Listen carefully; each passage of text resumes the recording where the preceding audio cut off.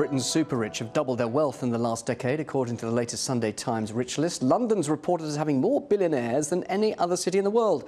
But the Queen has dropped out of the country's richest 300 for the first time. Let's have a look at the figures.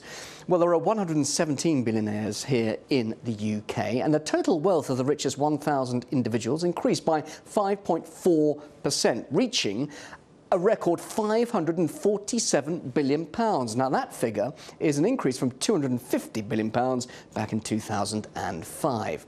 Well, joining me in the studio is Jude Heaton, and he's a trustee of the Bridge Group, an independent policy association promoting social mobility. Jude, any problem, the fact that we've got so many billionaires in this country?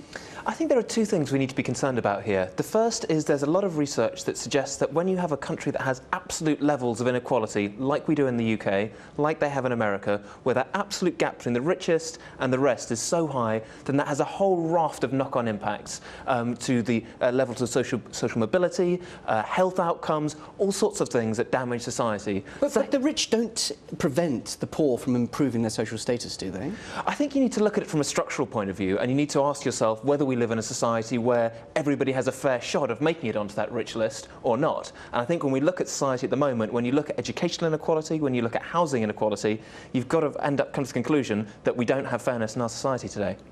Drip, drip, feed effect, as it were. Billionaires obviously pay huge taxes and obviously spend a lot of money and help with employment. So, a positive effect? I mean, there's definitely something in what you're saying, and I think it's interesting when you look at the countries that have the highest levels of inequality, as I say, in the developed world, like England and America, they also tend to be countries that have higher levels of economic growth. So if you look at what's happened in the last few years, England and the States have come out much faster from the recession than other countries. But at the same time, are we seeing that reflected in real wages for the majority of people? Not necessarily. And that's, again, where I think we need to cast our spotlight. And the Fiscal Studies Group says that 4 of the major parties really haven't provided details on the plans to cut the deficit. So, in effect, are we going to see more austerity on the way, no matter who gets into power? Well, I think what we need to see to address this issue is more focus around a number of issues which the Social Mobility and Child Poverty Commission, an independent organisation, really clearly laid out. So we need to look at access to those most prestigious, best paid professions. We need to look at education and housing. And if we can look at how policies are really targeted at those things, then I think we can look at addressing some of these issues. But are we getting to a serious problem where you can see social division? And indeed, we've seen socialist revolutions in the past because the rich have simply got richer and the poor have got poorer. It's not going to get as bad as that, is it?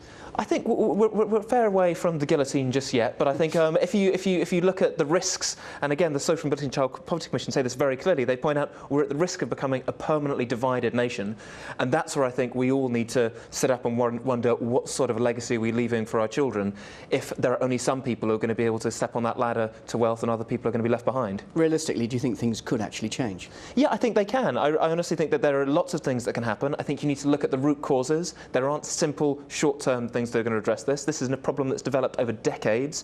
It's not just one government, it's not just one political party, it's across the spectrum, and we need to look at things like education, we need to look at things like housing, and those are things that don't have an easy solution, don't have a short-term solution, but they can be addressed, and we've seen it happen in parts of the country before. Jude, great to talk to you. Thank you for joining us. Great, thank you very much.